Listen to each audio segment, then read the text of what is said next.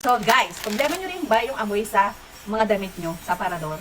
Naalala ko dati, yung mother ko, naglalagay siya ng alcohol, yung mga bilog na maliliit. Wala na kasi akong ganong sample eh.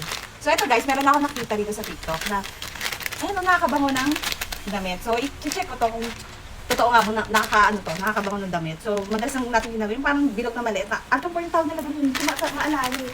So ito yun guys. Ayan.